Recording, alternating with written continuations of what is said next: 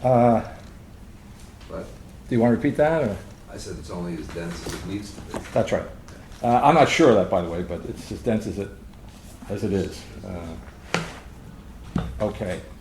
Let me start by asking if there are questions based either on where we were or more particularly on today's reading.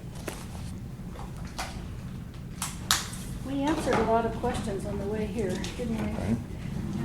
Well, we read one I page. think we did. I have a question about non-existence. Okay. The notion of non-existence arises in reference to thinking in the past, I'm listening. but it also sometimes seems to have a meaning for the thinking now occurring. Are you looking at a particular passage, Adam? Well, I wish.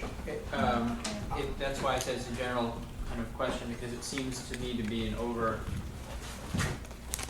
it seems to appear in a number of different contexts where I have a sense that that non-existence isn't just referring to thinking in the past, but that something about even the foundation of the body itself has something to do with non-existence as well. I think you're on the right track, or at least you've got the right question, and that's perfectly correct to have that question. And whether or not there's an easy answer to that, I'm not sure. But there is a non-existence, so to speak, with respect to the past, right? The non-existence of a certain self-consciousness at this point in time. But then there is some continuing use of some kind of non-existence. I might at that point want to switch over from non-existent just terminologically to the term nothing, which is another locus for this problem in the text. And I guess my off-the-cuff response, which when we get into the text maybe we'll do more detail, would be I think the nothing comes into play in the thinking now occurring if you attempt, or if you do the kind of thought experiment of separating out what cannot be separated out. If in other words, if you attempt to disidentify the two, right, then in some sense you get a nothing. All right, but you only get it in some sense because what the thinking now occurring is really all about is denying you, so to speak, the warrant for making that separation. But to the extent to which you can abstractly separate thought from its content, for example, would produce a nothing, because thought is without its content. It is nothing. It has no identity, right? Because I think that's a point we've kind of made on a more affirmative basis. But let me stop there before I get too far into that. Make sure if there are any other questions for openness. Well, then there's non-being. Right. That you talk about on page 18. Are you using non-being in the same sense? Yeah, I think... Maybe you covered that and we don't want to go over it. No, I don't think I actually covered that precise point, and it's quite relevant on page 18 where I say something to the effect that things now thought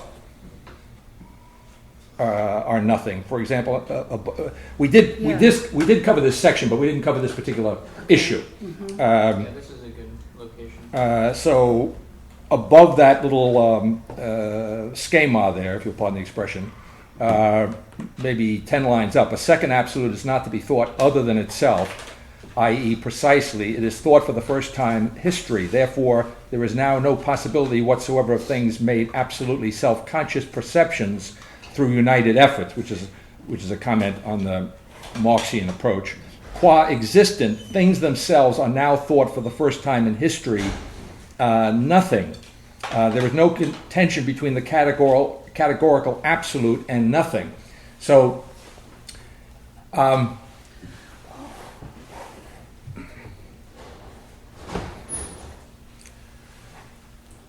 the difficulty comes from the fact that, as the last statement says, there's no contention between the categorical absolute and nothing. So in some sense, there's a place for the nothing, right? In other words, it's not it's not, as it might be in a self-consciousness, it's not in any way an attack upon or any internal necessity in the thinking to be opposed to the nothing, right? Now it gets a little more, I want to contrast this particular statement here, the things themselves are now thought for the first time in history nothing, to get something of the full complexity out. If you flip over to page 23, we should find toward the bottom of page 23, maybe 8 lines up, the absolute intelligibility of unicity itself mediates the acknowledgement that mere appearance is absolutely nothing, that the appearance is the body itself, that the absolute itself is individuated. If you compare those two statements, if you put them together, so to speak, what's on 18 and what we just read on 23, then the nothing here goes back to what I said, my general statement. I think this is a good concrete example of it, concrete in this very abstract world, right, of thinking. If you think of Kant, if you make a distinction between the appearance and the thing itself, if you talk about mere appearances, the thinking now occurring says they're nothing. If you talk about the things themselves, they are nothing. That is, if you distinguish in the context of the thinking now occurring the appearance from the thing itself, then insofar as you're able, at least abstractly, to make that distinction, then take your pick. One of them is nothing. Or if you flip your mind back and forth, they're both nothing as two things that are not identical. Does that make any sense? Okay. Now, what about when you don't separate? It's not that there's something.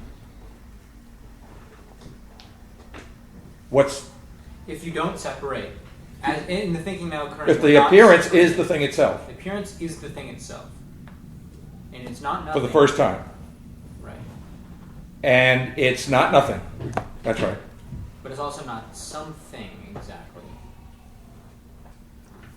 Depends on how you're using the term. It is something. It's not nothing. It's an existent. Right.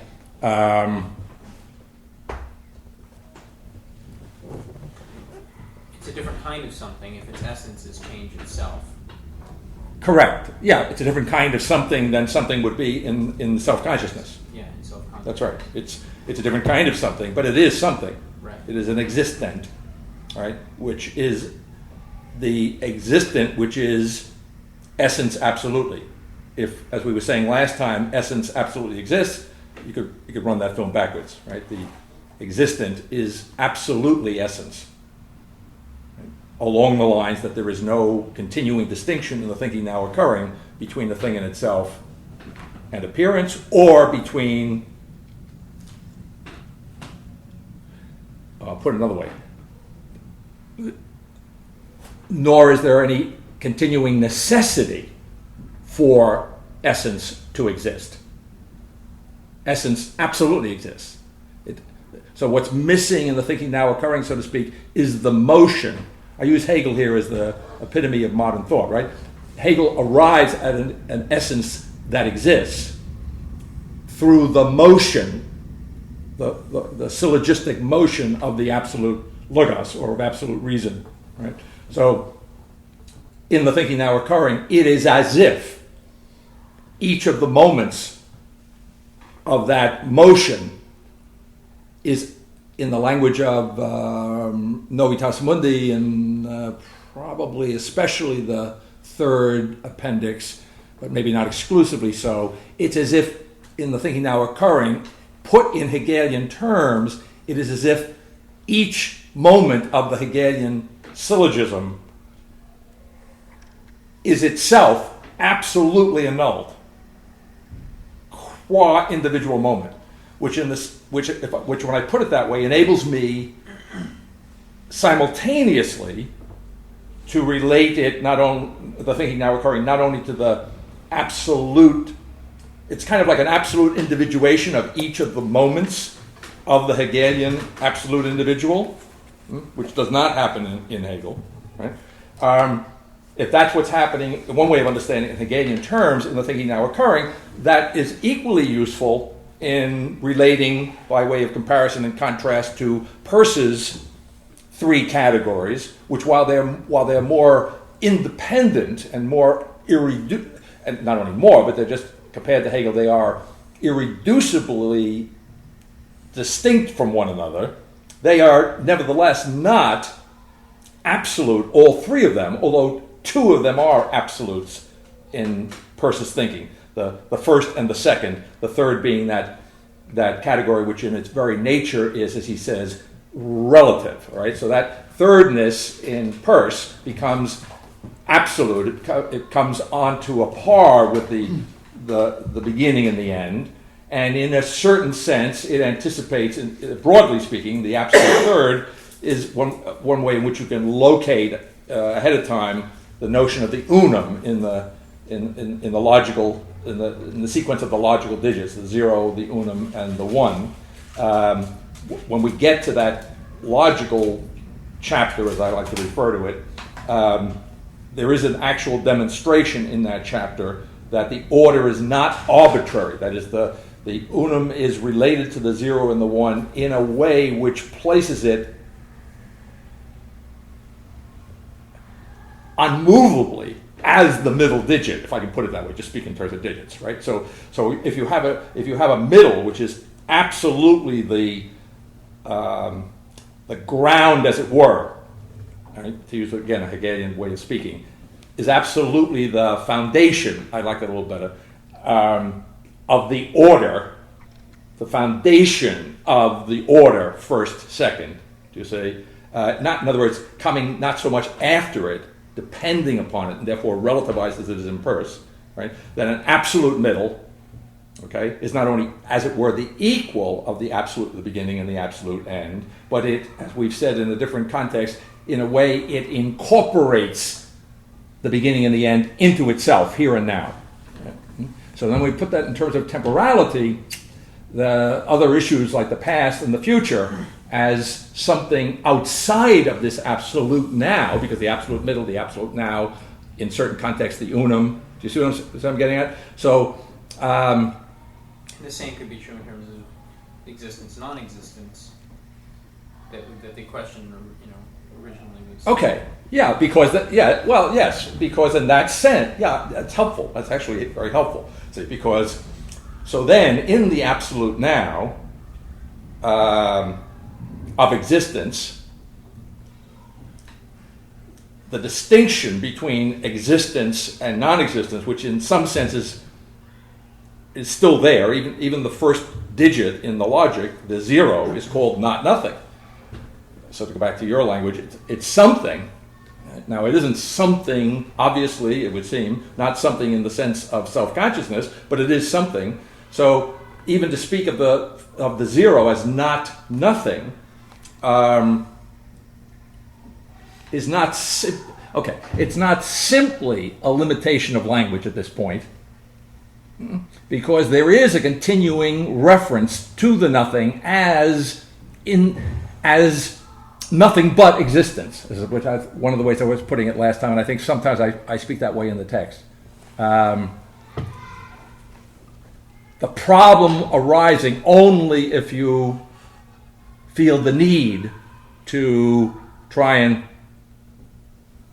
put something in between the nothing and the existence that is identical in the essentially existent. Okay. Is that helpful in any way? Okay. There was, I did, I think we covered most of the broader points that are going to come up anyway from last time's session, although we did skip a lot of pages. In the absence of particular questions on the last reading, I just want to scoot down toward the end of it on page 39, because I was thinking, I'm glad you showed up here today, little Adam, as I call. I have to call you that when you're not here, because so we know who gets the credit for posing these questions. Waltraut was concerned that you would be offended by that, but I didn't think you would be. It's just a No, matter of, no. okay, big and little I can Adam. see where you came up with that. Yeah, I mean, it's not, okay, that's good. That's what she said. She thought you must have a sense of humor.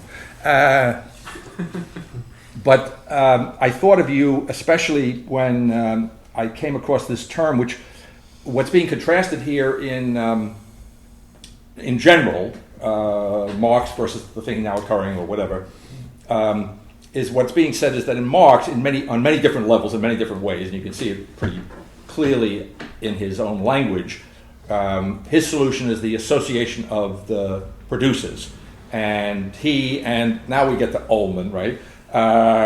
The notion of the interconnection, the interrelatedness by connection of individuals in this series. That's Marx's way of concretizing what he considers to be the abstract, philosophical, fantastic, Hegelian, idealistic idea of a single individual, right? The single individual concretely materialized for Marx is the series of interrelated and interconnected individuals. And so, as it were, abstracting from that position, what I'm saying is that in a deeper sense, what Marx has a notion of is being itself connected, right? To which is being contrasted in the thinking now occurring, being itself commodious, right? And as I was saying to Bill before class, of course I wrote this text 25 years ago or whatever, and I have some general idea what commodious means, but I got to teach this now, so I have to go back to the dictionary and look more carefully. Why did I choose that word? Because I didn't choose it casually. Do you see? And so what do I find when I go back and look it up in the dictionary, get all the connotations? Say, the first meaning it has, I would say, is suitable, fitting, etymologically, even more precisely, the notion is the right measure, right? As in accommodating. Yes, right, as in accommodating. And then I thought, by the way, of the Novitas Mundi, because in Novitas Mundi, faith is defined as being at the disposal of. And if I accommodate you, what does that mean? If I'm accommodating, it means I am at your disposal. I'm accommodating you, see? Which as opposed to the notion of being connected, do you see? And as opposed to the notion that Ullmann emphasizes in his reading of Marx, that in the ideal communist society that Ullmann is describing, I think he describes it very well, each individual in some sense appropriates and uses every other individual, and it's a mutual appropriation and a mutual use of one by the other for the realization of their own self-realization. That's basically the picture he's describing. To say so you see how concretely materialistic a Hegelian idea that is. Do you see that the Hegelian self is what? Is the notion that the other is nothing other than myself. Well, that's too abstract, too ideal, and too absolute for Marx, you see. But the principle, the Hegelian principle materialized, is that the cooperation of the associated producers is a kind of mutual utilization of one another for, presumably, everyone's ultimate self-realization. You see? Okay. So the being at the disposal of, which is distinguished from that already in Novitas Mundi without making an explicit reference to Marx, right? Here is reiterated in a less explicitly faith-oriented context in the notion of what we now have, the thinking now occurring, is being itself commodious, being itself. And now, if you want to concretize that, which of course the thinking now occurring wants to concretize it too, not quite in the same way that Marx is doing, obviously not. That's the whole point here, right? But nevertheless, the concretization in the thinking now occurring of being itself is going to be this notion of an absolutely differentiated existence, TSCE, you see? A universe of absolutely existing individuals who therefore are going to be related to one another not by being connected to one another, but by being at the disposal of one another or being related to one another by by virtue of the fact that they are in their very being, right, insofar as they are the existence of being itself, right, they are accommodating. I mean, to put it a little too simply, but to get the idea out. The relationship between individuals in this world is one of, if you want, mutual accommodation, as opposed to mutual utilization, which I think is a significant difference. I think it seems that way. Anyway, but then again, it has. I mean, I think it's a very. I can say this now because it's 25 years ago, and I haven't really thought deeply about it. But I must have been thinking deeply about it, because when I look back at it and look at it carefully, you see, then it's the notion that being itself is accommodating thought. To say being itself is, and being itself is not only accommodating thought, but it's doing so absolutely. And now now. I think this is the reason I thought of you in particular. We had this little but I thought of you too, both Adams, to be fair here.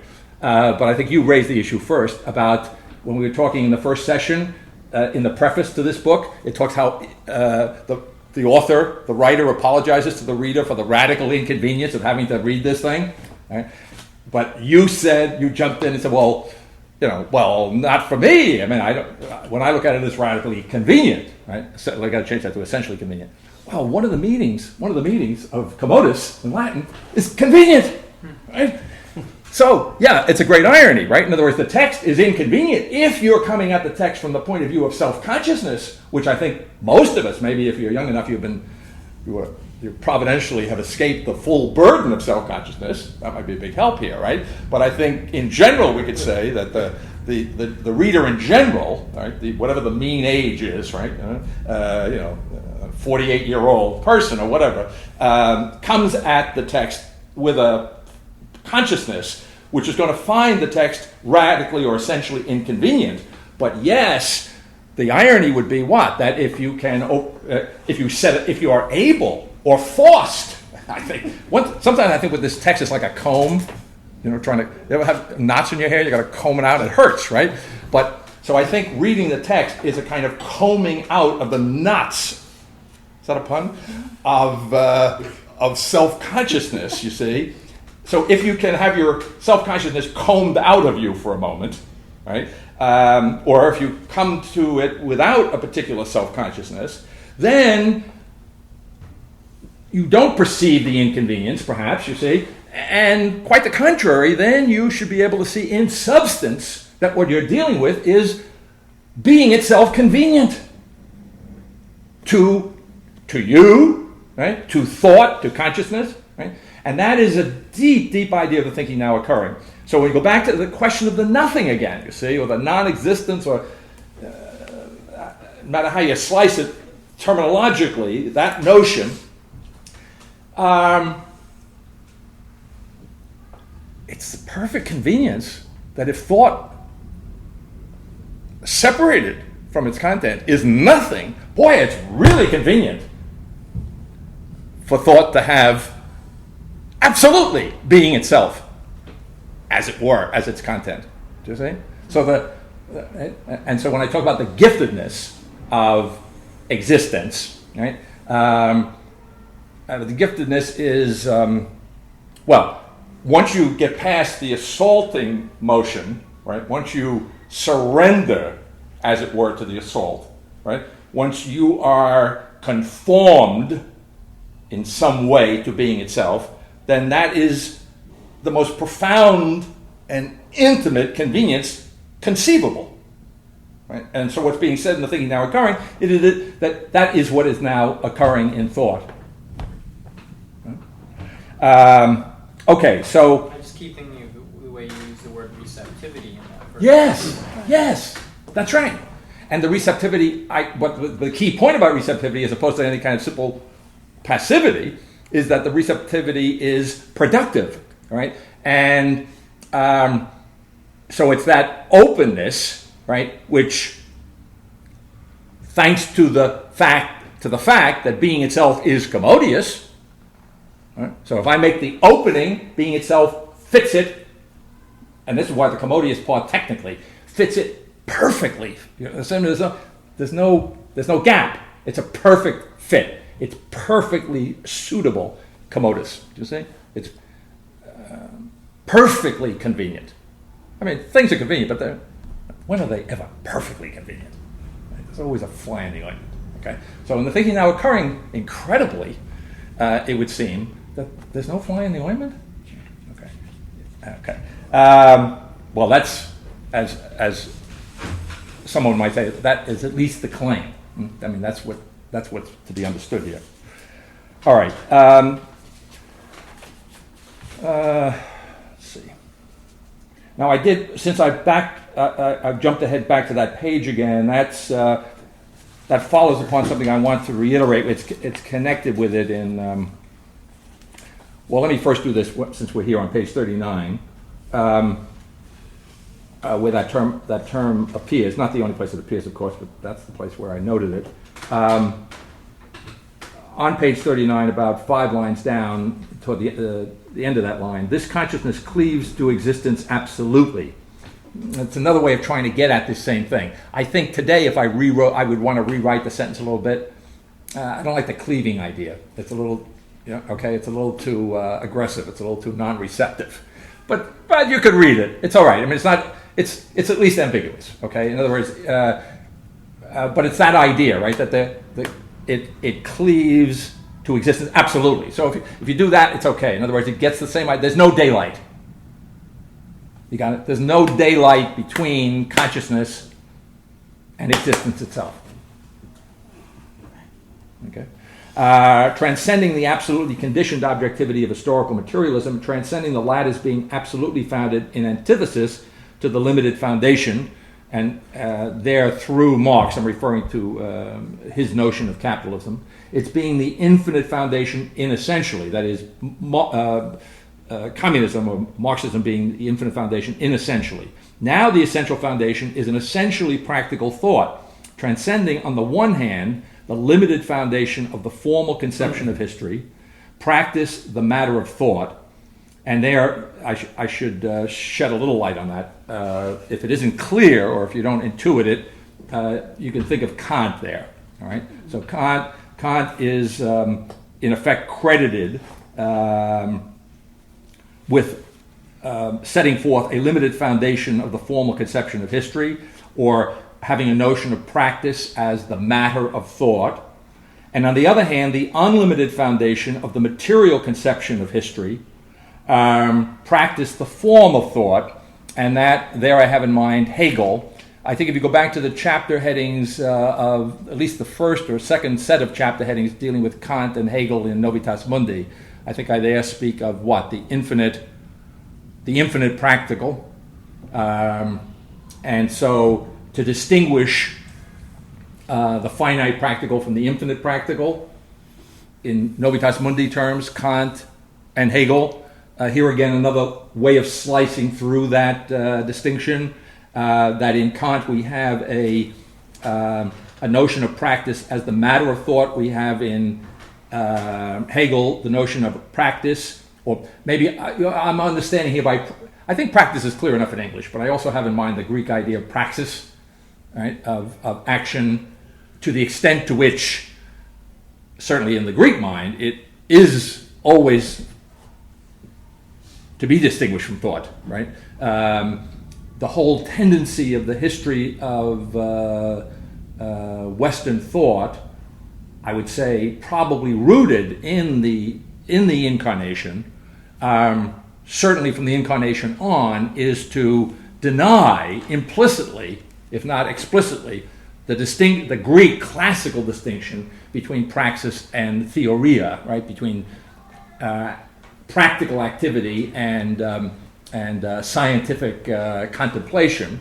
This, by the way, is a big issue a big explicit issue in Dewey's thinking. John Dewey, the American pragmatist, and he has a whole book on this, which is called something like The Quest for Certainty, in which he just conducts a book-long, unscathing, you could say critique, but it's really an attack on the slowness of contemporary 20th century thought for Dewey, to get with the fact that that praxis and theory are no longer able to be in pragmatism any more than being in nothing in pragmatism can be simply separated out as absolute alternatives. They already merge in Peirce, you see? And so analogous to that in Dewey, on Dewey's level of concern, as a practical scientific matter, I can't have a notion of science and the so-called theoretical that is not intricately united with and irreducibly somehow an expression of and a function of practice. Now, what does that mean in Dewey's terms? In every practice, it means an experiment. That's what it means. It means that there is no scientific idea apart from the praxis of conducting his favorite word is operation. So thought for Dewey is operational. Thought for Dewey is practical. To say, okay. So in the thinking now occurring, that distinction is going to be again taken to the form of an absolute identity. Okay, but on the way to it, all right. Now the ascent. All right. So now the essential foundation is the proclamation of the body itself, the production absolutely of freedom itself. All right, and we may understand that what Marx has done. Let's see if I've made that clear here in my commentary. Oh yes, I've said I got into that little distinction between Kant and Hegel. The end of that last sentence, which I think I read, but I didn't relate it explicitly. It's where it says the latter is being absolutely founded in antithesis to the limited foundation of capitalism. It's a reference to Marx, and that is Marxism. Its being the infinite foundation inessentially. Okay. And why is it inessentially the infinite foundation? Or maybe a better way of saying not so much why, but how can we understand that? That Marx takes from Kant the notion of a formal conception of history, leaving behind in Kant a notion of the limited foundation. And he takes from Hegel the notion of an unlimited foundation, right? Which he materializes, right? Which is materialized in Hegel. All right, here's what I'm trying to say. That in Kant, I have the notion of limitation and formality, to try and simplify this, right? Marx takes from Kant, did I say Hegel? In Kant, I have a notion of formality and limitedness, and in Hegel I have a notion of materiality and unlimitedness. And what I'm saying is that Marx combines the unlimited, as it were, materiality of Hegel's understanding. He combines that, or he takes that formally. All right, he does not take it essentially. All right, and so in the thinking now occurring, the essential foundation is the production of the body itself, the production absolutely of freedom itself.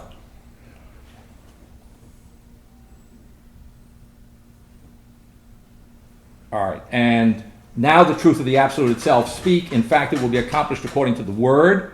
So another thing which we've already anticipated, and which remains to be explored later on in the text, but in effect, we've said it in response to certain questions and objections, that in the thinking now occurring, the thing itself is not only existence, but the saying itself is existence, or the saying itself is the thing itself, essentially, might be another way of putting it.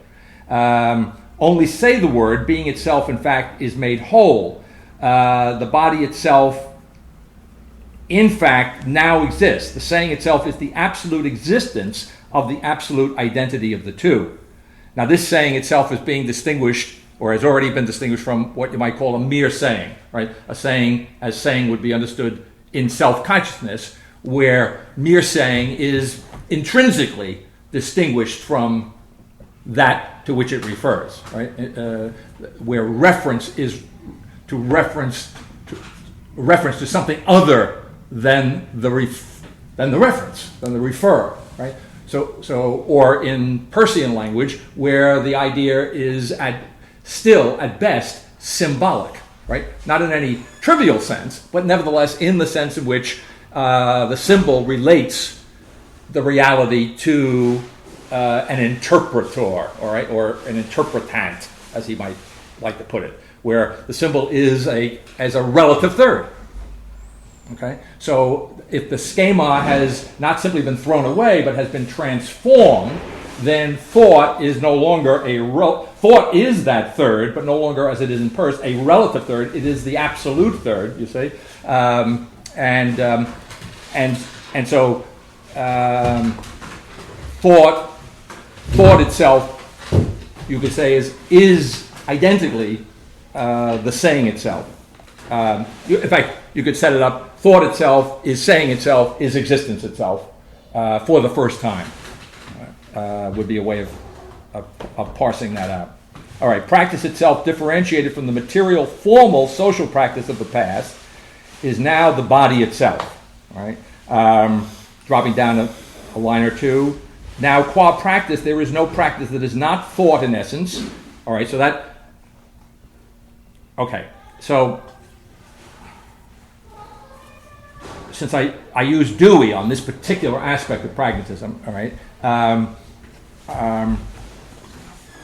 if I were to compare this notion here to what I'm saying, using Dewey as the instance of it in pragmatism, you might say that in Dewey, what the thinking now occurring would understand is that there is a practice that is thought, but not essentially, right? It's formally so.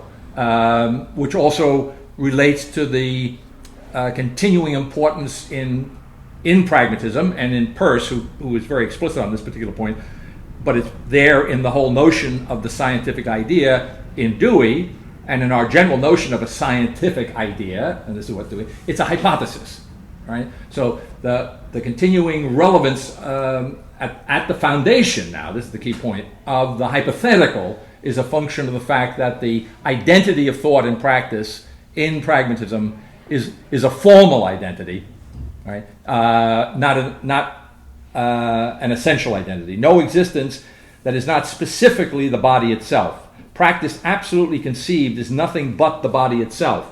Now the essential foundation itself, the proclamation of the body itself, the absolute prophecy, is that it itself is the effectuation of an essentially inalienable society, or it is nothing at all. All right? Now there's another interesting spin on the nothing at all. On the face of it, what that sentence is saying is it's all or nothing. All right? It's an absolute situation. If one were to, and now this is kind of deep.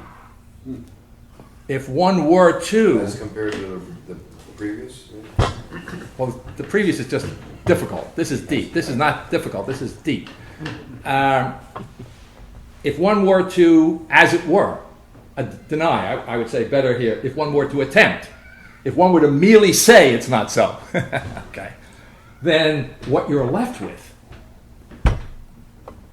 and then in a sense which is not trivial, then you're left with nothing at all. That's the upshot, right? And I want to I don't know if I can just really find it quick, but it comes up, Marx he quotes some French saying there today. Aren't you left with an inessential appearance, at least? Why would you be left with nothing at all?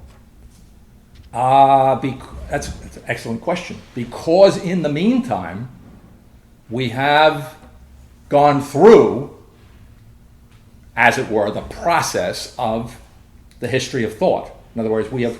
So we've stopped believing in the appearance. We're not back with Kant.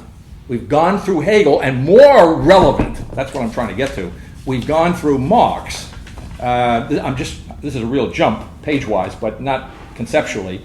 On page 63, quoting Marx at some length there, beginning on 62, where now I don't want to get into the substance of this quote now, but I want to show you something at the end of it. Right? He's talking about the revolution and the struggle of the class against class and so forth. Remember, he's already said that the revolutionary himself, the revolutionaries are purged of the muck and druck of history in the revolution, right? They have to leave behind, in effect, all of the shortcomings of the previous structure, et cetera, right?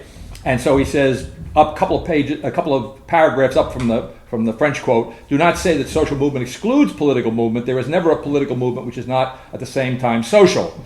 It is only in an order of things in which there are no more classes and class antagonisms that social evolution will cease to be political revolutions. Till then, on the eve of every general reshuffling of society, the last word of social science will always be combat or death, the bloody battle, or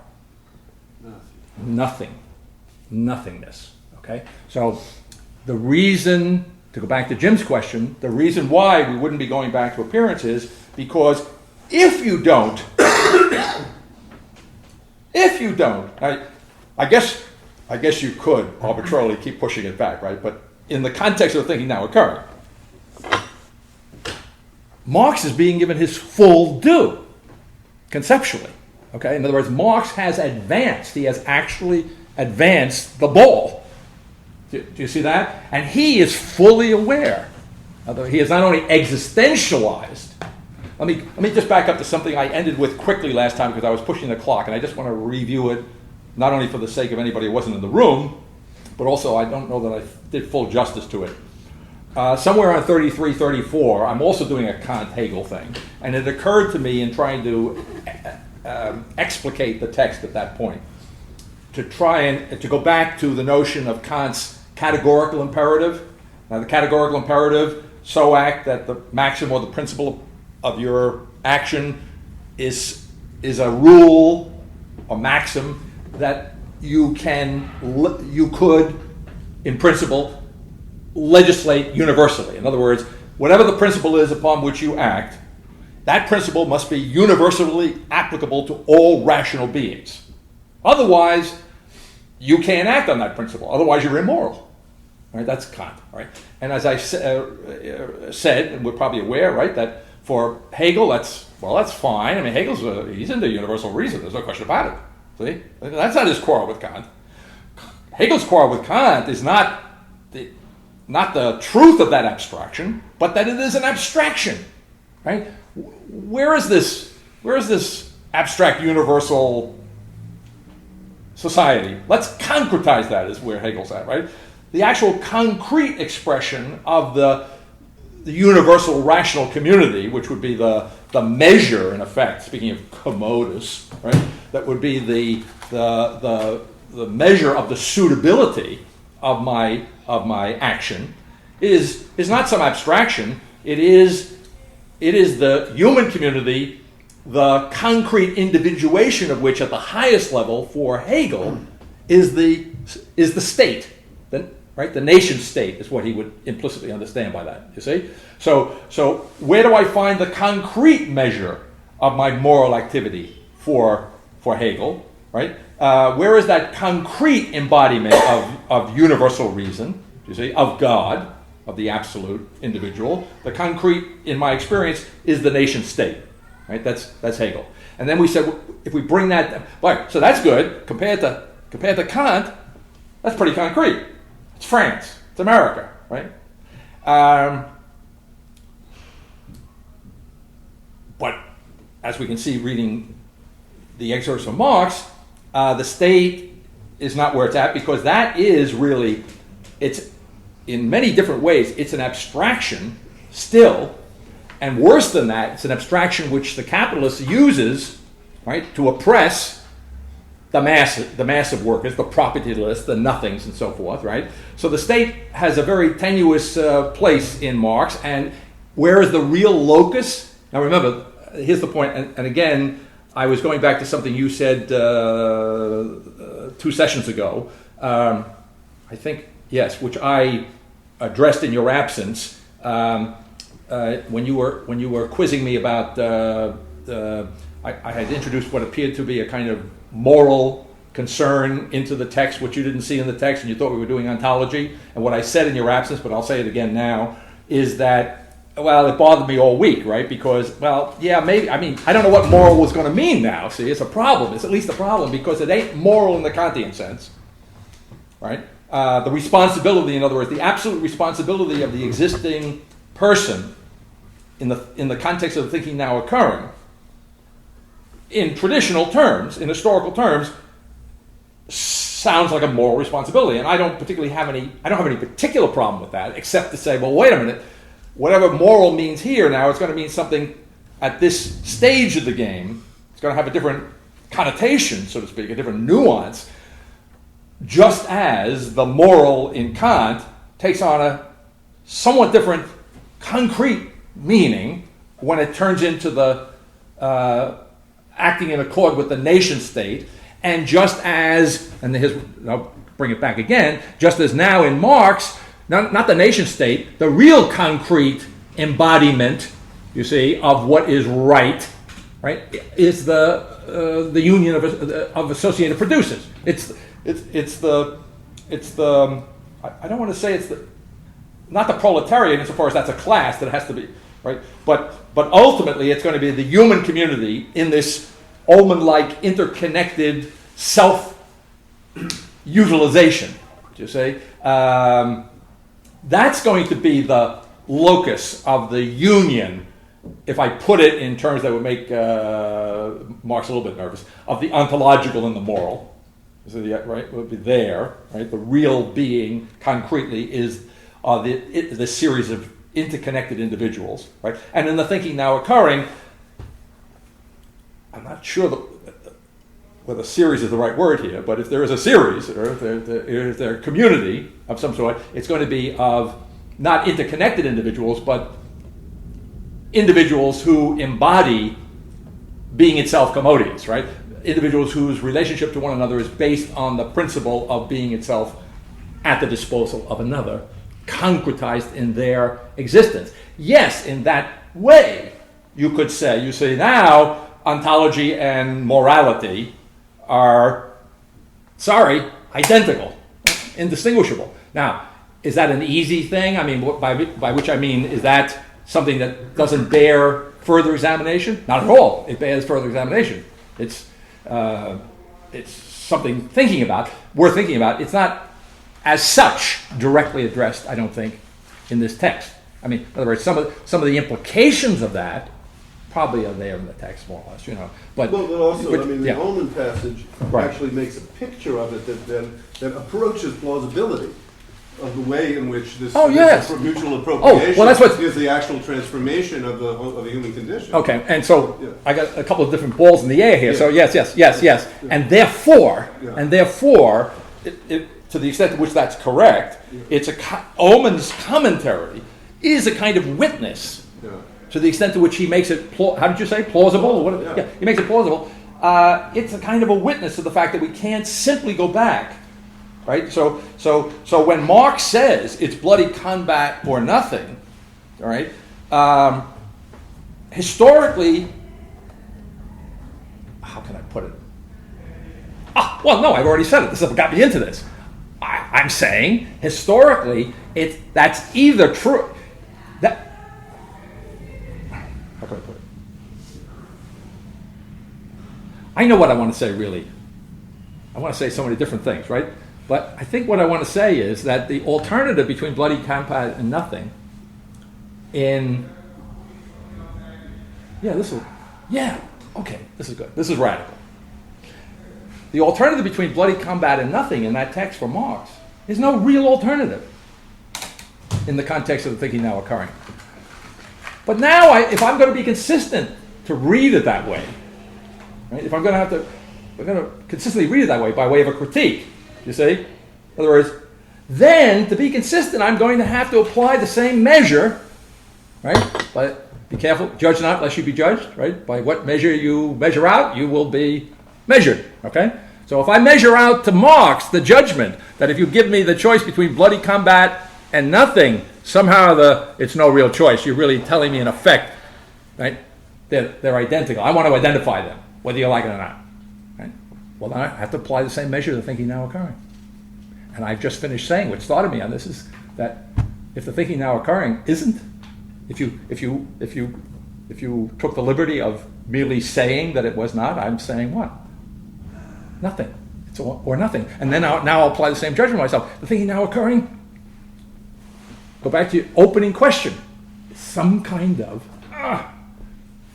somehow or other cannot be distinguished from that nothing. So I'm getting something here that this is why every step of the way, the thinking now occurring has to ward off any kind of alternative to the particular path that the history of Western thought has taken. Say the Plotinian path or some odd Neoplatonic Renaissance path or wherever, where an alternative to the actual development of modernism, which is nihilism, goes. That has to be warded off because it's committed basically to that entire journey all the way to the nothing to which it is the alternative. And such an alternative that there is no alternative. Right. I think that's right. That sounds So right. that's an important point for everything we Yeah. talk about. All right. I have a question Yes. back on 39. Are we on Okay. 39 Yeah, we're still still? there. Oh, okay. Essentially inalienable society. That's a fabulous word to say right there, inalienable. Yeah, just help me on the I'm page. sorry. Okay, That's that's all right. the Yeah, one I you're- see it. Yeah, the effectuation of an essentially inalienable society, or it is nothing at all. Right. Okay. I'm It's sorry. really the sentence I just read. The sentence he read, the last About- sentence he read. Yeah, 9, 10 lines up. It's an end of a long sentence. Is the effectuation of an essentially inalienable society, or it is nothing at all. But you've all Yes. heard that word, inalienable rights, a million times, and I never thought about it until I read that sentence. But it actually means, well, tell me what. No, you tell me. Okay, you tell me. Okay. Right, a society that, from which nobody can be alienated. Yes, Or- and right? I think, but the problem I Yeah. think in the context is inalienable. Traditionally, you get the idea something can't be taken away from Right, you right, can't be that separated from belongs the to you rights. that Yeah. you own. So that's the old problem of the self and the Right. alien, the self and the other. You Right. cannot be alienated from yourself. If you're free in a self-conscious world, right? You shouldn't be Yeah. alienated from yourself. The whole basis of Marx's critique of capitalism is that in capitalism, labor is alienated from itself. The way he puts it in today's reading is that labor is divided against itself in the difference between its objective and subjective conditions, right? So as a means of the production process, labor is a means in the production process, there's no question about it. But as such, it is, and this is another thing I thought of, it's a commodity to the capitalist. Labor becomes a commodity. Do you see? Now, is the thinking now occurring against commodities? How could it be if it says being itself is commodious? It's the same word, right? So it's, okay? So how am I going to, there's no let up, right, you see? So the problem, so Marx has got a problem with living labor being alienated from itself by being a commodity, but understand, a commodity over against itself. In other words, being other than itself in being a commodity. So it removes the fetishism from the commodity fetishism. What does? Thinking now occurring. Oh, right. Yes, exactly. Yeah. That's right. Yeah. There's nothing wrong with being a But commodity, it's not a right? it's not Because a- being itself is a commodity. Yes. The concept Wait, of, by the way, I just want to finish my answer to Ali. So Inalienable. inalienable takes on a kind of Right. convoluted suggestion, right? And what did I say? Essentially, effectuation of an essentially inalienable society. If I'm going to oversimplify it, but why not? I can always take it back. Can we erase these things? I don't know what we could do with this stuff. Can burn them. Huh? You can burn them. We could burn. That's it. Scratch the man. Burn means If two different things now. yeah, I mean. You're right. Sorry. That's good. That's good. That's good. Yeah, we've already burned them. It's too late. Okay. I don't want to lose this thought if I can help it. So in terms that Marx would understand, I think, I don't know if he'd understand, but at least the terminology would be familiar to him. What the thing now occurring is saying is that every person is, as it were, essentially a commodity. All right? In Marx's terminology, then, every person is essentially, from Marx's point of view, I would want to go ahead and say alienated. But no. Alienated suggests it's a self-reference to be alienated from, you see? Right. But not every person is alienated. Every person is an alien. Everyone's an alien. That solves your problem right there. Oh, I feel better. Get this point. I mean, I think it would solve a lot of social problems. Each is absolutely the other. Yeah? Just to complicate things, the word inalienable in the law is essentially translated that it describes something you can't sell. In other words, Right. Or give up. in the ancient deeds to property, Yeah. the word alien, Yeah, the I got verb alien is used. Right. And it essentially means to give up all title to. Okay. Now, Well, That so implies the that says responsibility. what, And that's to rights, too. proves that what you Clearly, just said is inalienable true. rights. yes. Right. Now, You let me ask you. can't sell your own right. Right. In other words, Yeah. even if you wrote down, "I hereby sell my freedom," you can't do that. Okay. You're free anyway. You're free no matter Right. how you cut it, no matter what you do. Which is really interesting because that I would want to say then I'll go back to Hegel. Hegel is great. Hegel is just great. And Hegel has a little section on property. Speaking of, it's very relevant here actually. I should have brought the book. I didn't think of it at home. But in his theory of right, which is Hegel's work on the state, okay, he's going to lead up in this work on the state. He's going to lead up to the state, which I've already told you the end of the story, right? There's no surprise, right? The state is the embodiment of the divine individual on earth. And then you can parse that, you have the monarch who's the personal embodiment of the state and so forth and so on. But he starts off with, get this right, he starts off with the family. But before he gets to the family, he considers abstract, because this is the topic of the book, the abstract. By the way, he goes to the family. I'll show you a good again, since I mentioned it. The family, then civil society, then the state. Right? And Hegel makes the very interesting point that although you think the family comes before the civil society and the state, and in our personal experience it does, by the way. We were first members of the family, then we went out and got a job, entered civil society, and then we were called off out of the reserves to go to Iraq. Right, and we become citizens in the full sense of the word from a Hegelian point of view. Okay.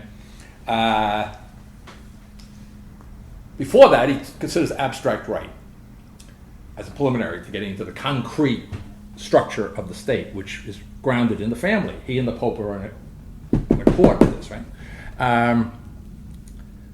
Abstract right, and he's talking about freedom, and he says, and I can't quote the complicated, it's a 1, 2, 3 process, but in any event, let's see, maybe I can. I have an abstract freedom, and then that abstract freedom is more real, the second moment, when I acquire property.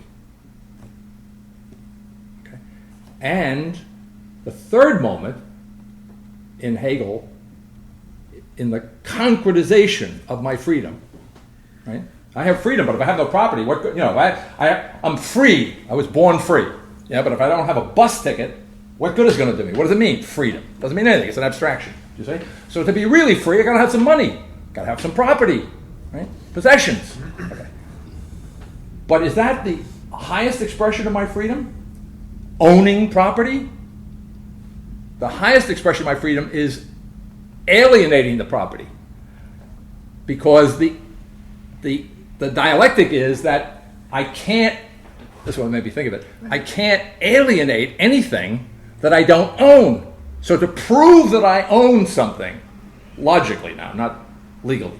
To prove that I own it, right, I have to be able to sell it or give it away, as the case might be. I have to be able to alienate it from myself. So in that kind of Hegelian analysis, I would say the legal principle would suggest perhaps that if I can't alienate my freedom, then I don't own my freedom, which is an interesting idea, right?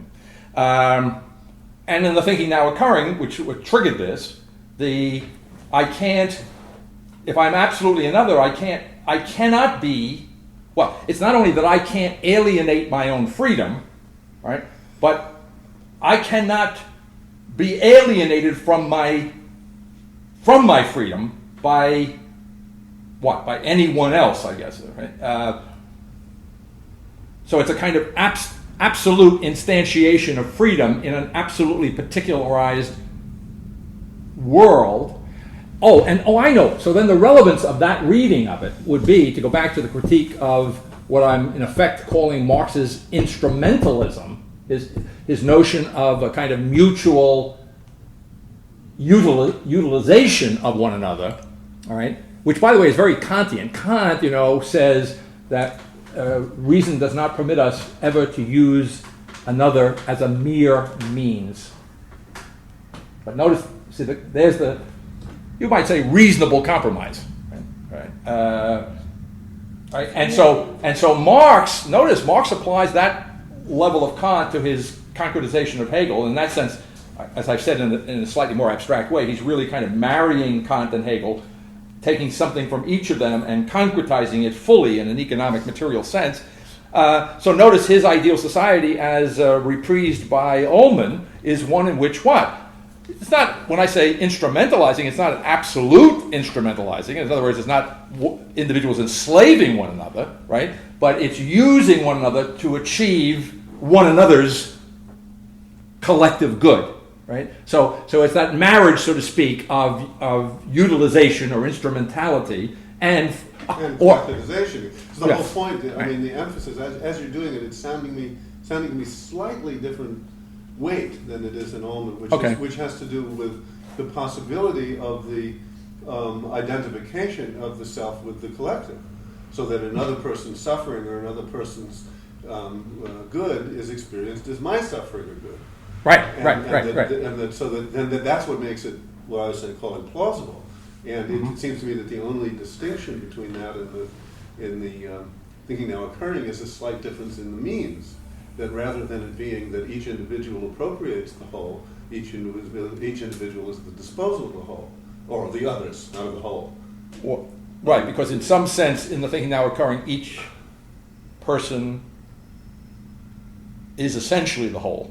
Right? Yeah, but so the point is that the insight that such a thing is possible, Right. is actually possible to shift your identity from every man for himself. That insight is just slightly transposed to go from the Marx to the thinking now occurring, because it's It's slightly like if you're standing on the edge of the cliff and you just take one step forward. Well, it's like the problem in Marx, as I think you're pointing out, is that he wants this to be possible, but he actually doesn't see how it could be possible. Okay. And you're seeing Yeah. how it's possible. Right. That, At least in principle. Because in principle, he's stuck with a role for reason, which is nothing. The role for the bourgeois intellectual who has to have this vision and then convince the proletariat to enact it, that's based on a principle of reason, which is heading into the pit. There is no such reason. Right? All right. Yeah. All right. So the vision is the same, except he doesn't really see how it's possible. Well, it depends what you mean by the vision is the same. The vision that the individual is capable of shifting his identity from his own mere self-interest to that of his fellow beings, to the collectivity and Okay. the And so what I'm saying, it's the same principle that I use in general to describe the general problem of modern thought in the context of thinking now occurring.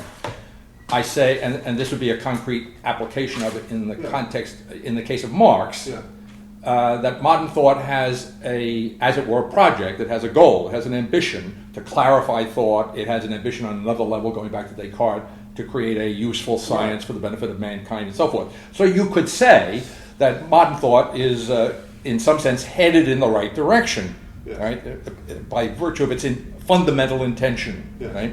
But it's what the thinking now occurring keeps saying in one way or another, but it's self-restricted. In other words, the clarification has at its center, the fly in the ointment of modern consciousness, that opaqueness that introduces the lack of clarity into what otherwise would be an absolute clarification of thought that only now occurs, is precisely the continuing self-reference. So now if I apply it to what you just said, that the slight, what you call the slight, Okay, right. you understand? But I'm saying that the slight difference is, in one case it's part, I'll just repeat what I said, because I think I'm saying the same thing in slightly different language, that the vision for it is there, but the possibility of it is actually not envisioned. Right. You Okay. can't really see how you're going to get there. Right. And so my accommodating the other person, to put it in simple terms, Yeah. in the thinking now occurring, Yeah. is not done on the basis of my recognition of my self-interest, even if it's idealized Right, or exactly. extended. Exactly. Right, that's Yeah, the point. exactly. But I just think As it were, for this, as I said in response to a comment or a question by Bill on the forum, only speaking on the forum of God as the creator, then the thinking now occurring, God creates, as it were, entirely if we're going to speak of for the sake of the creature, of the creator. And so God is a theological locus of being itself commodious, right? Or God understood in the context of being itself commodious is a creator who creates altogether for the sake of the creation, who is not creating for any form of, no matter how otherwise, by the way, how otherwise justifiable it is to Jonathan Edwards and Calvin and so forth, for his self-realization in Hegelian terms, or activation of potentiality, but in theological, Elimination in of the- Protestant theological terms, for his self-glorification. Yeah. Now, Jonathan Edwards is a great mind, a great thinker, a great philosopher, a great theologian, and we're proud to have him here as an American, right? But when you read Jonathan Edwards, he takes the Calvinist notion of the creation as for the glory of God, right, and he runs with it. Okay, so it's not just the philosophical modern tradition that is self-referenced, right? But the theological tradition is likewise, right? An individual person can accommodate another individual person in the thinking now occurring in essentially the identical or the same way as this table can accommodate the book. It is a question. Not knowing the full thrust of the question, on the face of it, I would say, yeah, maybe. I'm thinking maybe better, but yeah. Maybe I guess I should really ask you to clarify what you're intending by the question. I guess trying. I know. Okay. How being itself. Let me comment on your question and then answer it. I'll give you the same answer, yes. Okay. But the reason I'm giving you the answer yes, and what I think you're probably driving at in the question as formulated, is objectively. In other words, if you need something, okay, and if I give it to you in the sense of being commodious, of accommodating you, then are there circumstances under which I may not be able to accommodate you? In other words, you understand what I'm saying? In other words, the difference would not be an evaluation of my interest in doing so or not. It would be acting in the context of an objective evaluation of the situation, right? So again, it doesn't define, and it doesn't mean that anytime you open your mouth, although by the way, who was it? Somebody. William James. I love it. These Americans are great. William James says, every demand. This is good. It's going in the right direction again. James says, every demand deserves or requires to be met. Right? It's if there's a demand made, it ought to be answered. Right?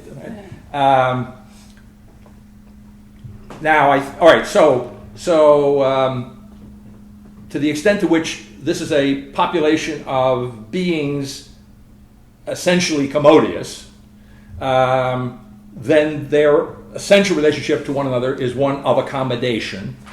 And accommodation, as opposed to utilization, even a highly idealistic and transformed mutual utilization for our own best interests, yes, it would have something like the objectivity of placing the book on the table. So that would be at least a decent analogy for openness. But there's no choice in this accommodation, is there?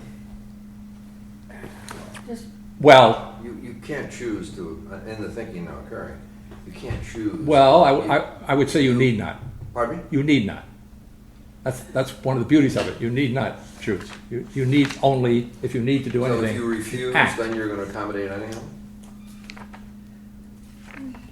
Well, if you are a commodious person, Well, then yes, you choice. will. Yes. Yeah. You have a Yeah. choice. Well, but Isn't that the Decisions yes? and not choices. Isn't that Yeah. the historical verdict here, that we don't have any choice about this stuff? But I think there's a different. If you think of it in almost like field-like terms, that I'm not just the center of my field.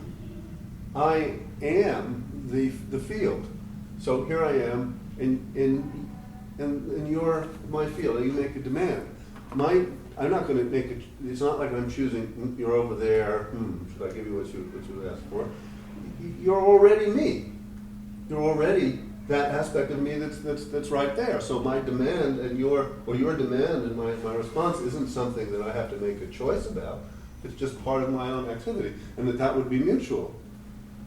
That we are all disposed to the field. Now, the Marxian idea is that each field is one's own, and that the reason that one responds is because you're really me.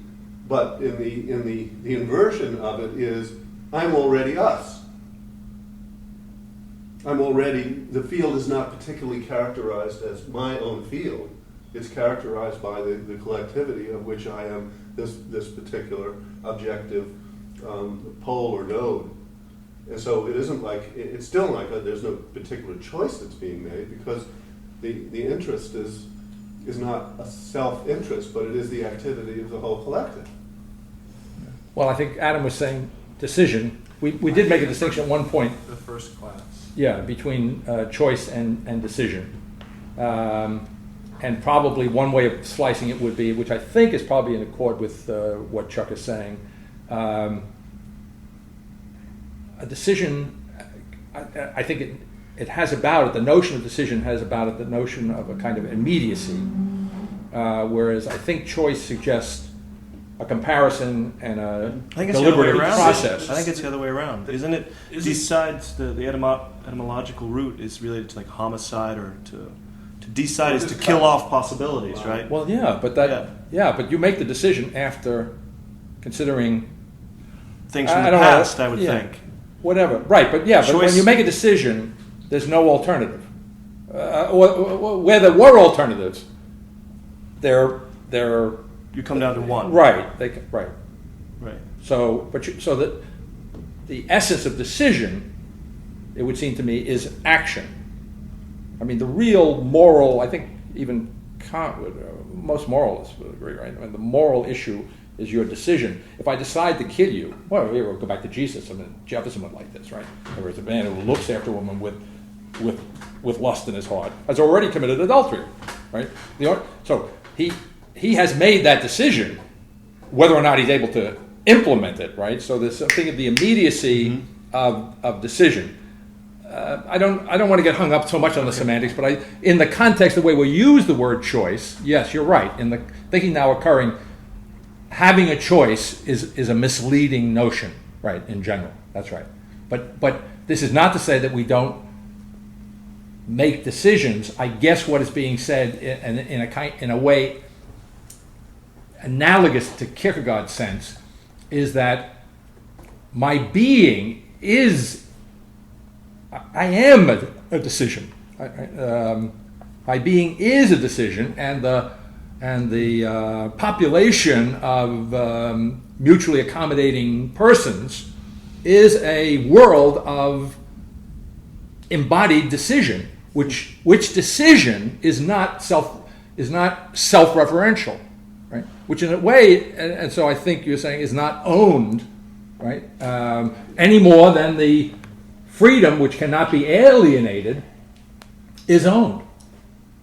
Something like that. You can think of the human body organically, not exactly in the old 19th century sense that the organism is an absolute unity with mutually participating things, but the way more like it actually works is that you have these different systems which seem to be more or less operating in their own terms, and yet they're absolutely interactive in the sense that something occurs so that more blood is required in a given place and the heart starts beating, and that causes the vasculature to dilate, which causes a response in the way in which the articulate structures of the bones have to move in order to accommodate the flow of blood. And that this is all happening in this kind of mutual, and it isn't because each one has an interest in itself, even if there is a kind of feedback mechanism that's operative and some kind of rheostatic things that are going on all over the place. No system is making a decision relative to anything else. It's all actually happening if you're in good health in a commodious manner. Okay, I think the analogy is okay. I mean, it makes that point. It gets rid of the that kind of self. But it can also happen between two bodies. The same kind of thing can happen quite in relationship to different beings. It's not.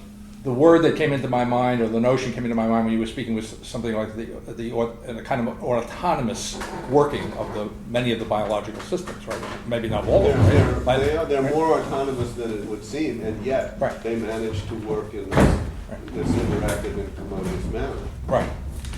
So, and in English, certainly we mean by autonomous without, just kind of. See, this is the problem. This is what I want to get to. Just on their own. Right? Now, they're not operating something that operates automatically. Right? Something different from autonomous. Well, it can be. See, it can be. So, for example, when Kant talks about morality, he talks about the autonomy of reason, and he associates the autonomy of reason with freedom. Right? That, in other words, the reason, from a Kantian point of view, you can't alienate, right? You can't alienate freedom, your own freedom. You can't alienate autonomy. It's a contradiction in terms, right? You are, in your very nature, autonomous, right? And so it has a self-referential connotation in Kant, which, right? But we do use it in a more, what I want to say, kind of mechanical sense, right? Now, this is strange to say biological, but there's a kind of biological mechanism, right? It gets a little hairier, that I think you're referring to, right? There's a certain kind of automatic... Except that it's a little... There are people today who are talking about how the different systems really listen to each other. And they're not listening in order to make a decision. They're listening so that the information can flow optimally. So yeah, it's automatic-like, but it's less automatic than one tends to actually think. Okay. In terms of machining. Yeah, right. I know it's autonomic, isn't it? Well, no. Isn't that what we're referring to? Well, I don't know. Can I ask a question? Well, let me just. Can I finish this point before you ask the question? Yeah. But all right. So we could spend a couple of days, I guess, trying to parse that out. Yeah. But we have a sense of what we're talking about. Yeah. But I want to say this, as one of the chapters that we're going to read later on is called metonymy, the quality of being itself. So whether it's automatic, autonomic, biologically automatic, not mechanically automatic, right?